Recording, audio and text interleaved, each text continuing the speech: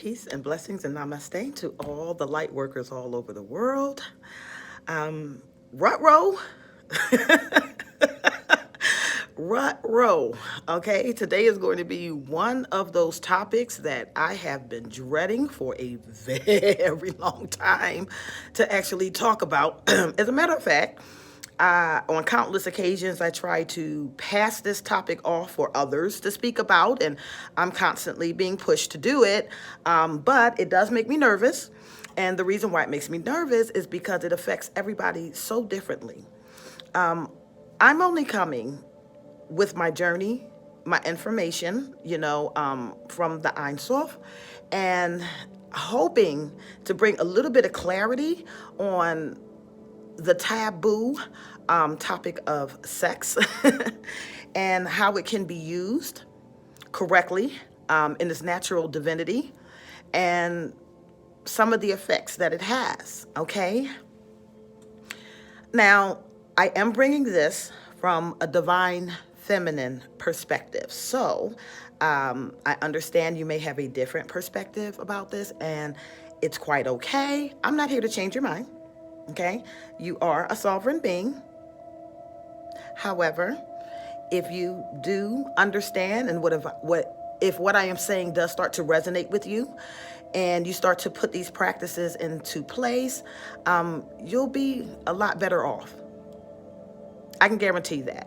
I know because in my 20s, that's when I made all of the mistakes that I was big and bad enough to make.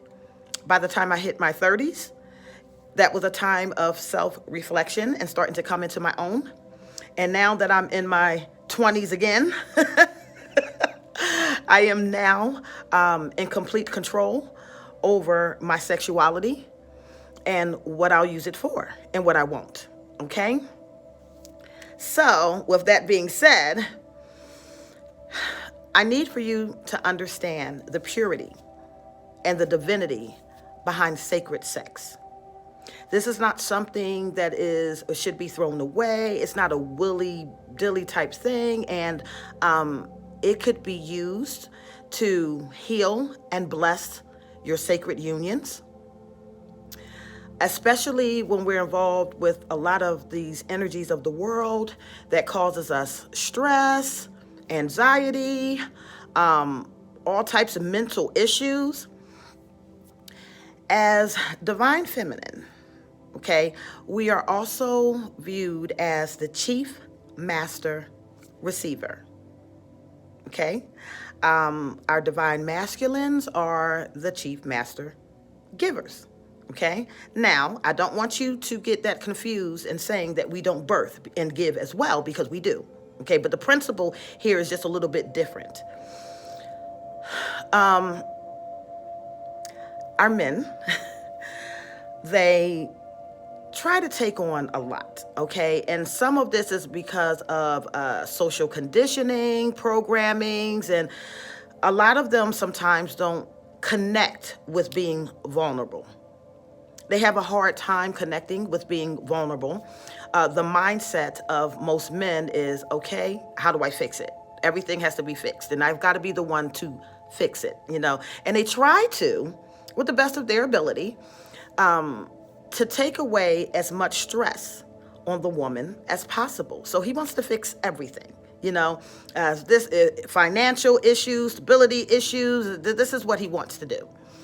Now, men who don't practice forms of meditation to release that type of energy from them, or they haven't quite tapped into their divinity, you will notice a change in the behavior. Okay, you don't want to take out the trash. You don't want to help around the house. He gets snippy with you, and you're sitting here going, okay, how do I fix this, right? Okay, I know that there's something going on. When we deal with the issues in the realms of the Ein Sof, we know that we have both masculine and feminine principles.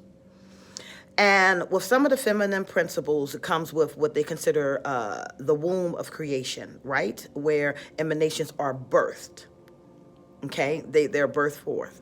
Masculine energies that come in a form here as humans or, identify with being males, they understand that the safest place to be is back in the womb. Okay, I know this is a little heavy, but they identify with being back in the womb. It is safe. It is sacred, right? So a lot of times when you're engaging in this sexual union with your pair, your partner, okay, he will release these energies and these emotions into you. He will release that onto you, okay? Everything that he's dealing with the world, everything that's going on with him mentally, spiritually, emotionally, we have to receive this. And when we're receiving it from him, we have the ability to purify this energy. And then we release it back into the universe. It's with the breath, the orgasm experience, right? It's the, right? Okay. Now, if you, as a feminine, have not done the work to make sure that your soul is purified, your chakras are purified, your energy is pure, you do not have the ability to cleanse those energies and release it. You'll contain it. And the next thing you know, you're walking around. You have an attitude. You don't want to do anything either, right? So what we have to do as divine feminine, okay, we practice our prayers, our meditations. We try to be healthy. We try to lead with the heart chakra, right? So we want to make sure that our bodies are purified with that love energy, that highest law, the love energy. And when we receive that from him, we transmute it. We allow him to release, and then we release. And the breath, right? You will notice a completely different man after this is done. He wants to please you. He's pleasant. He's calmed down a whole lot. You're thinking on a 3D level and you're like, oh, I'm so good. That's not what it is. That's really not what it is. We have the ability to do this because we can purify light energy. We can transmute this energy when we're operating in our own divinity. This is not something that's just done. This is something that takes practice. And when we are uniting with our pair,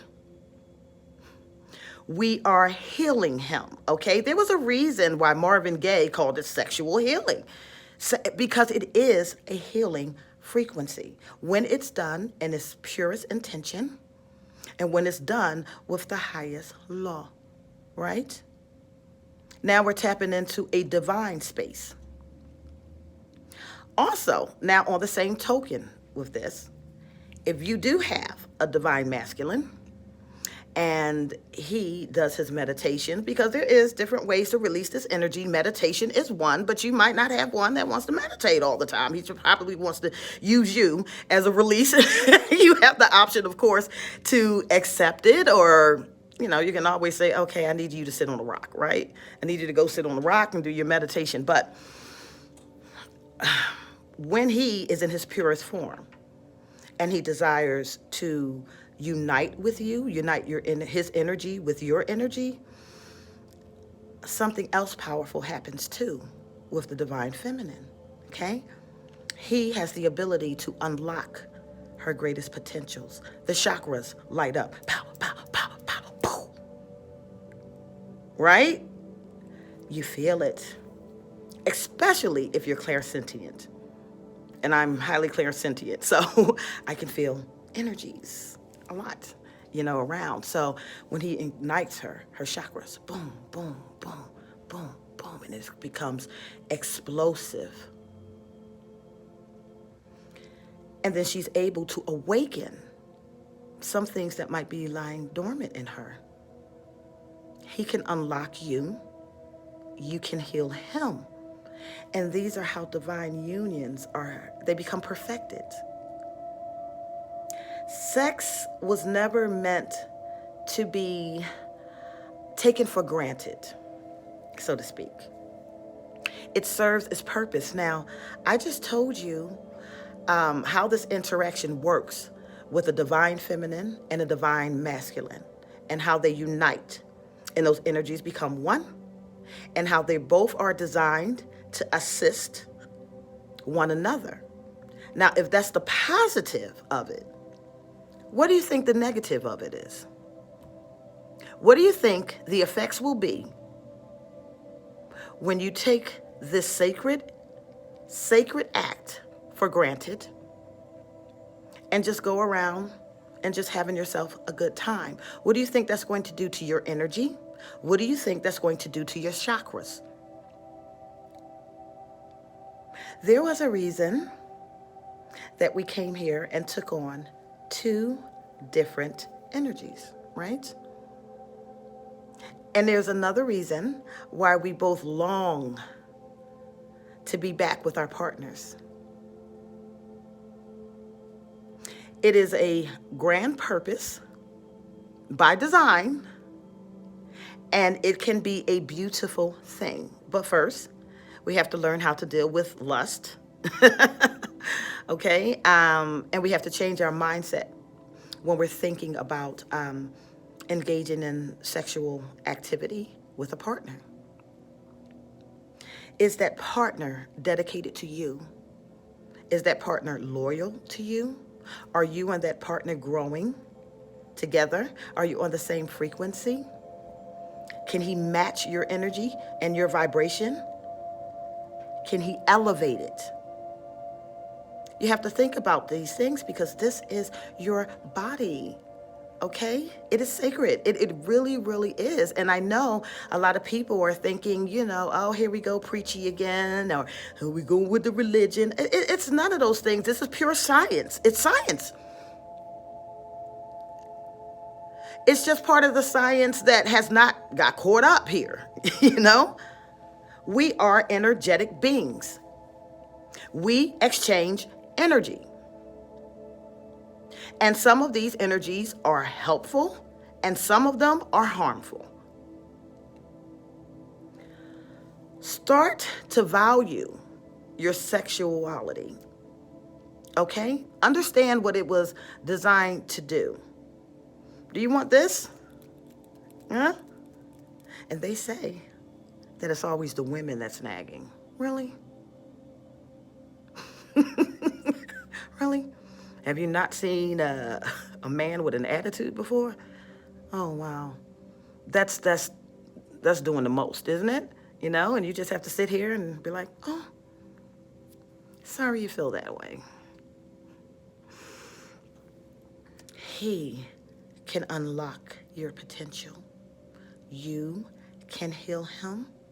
He is drawn to you.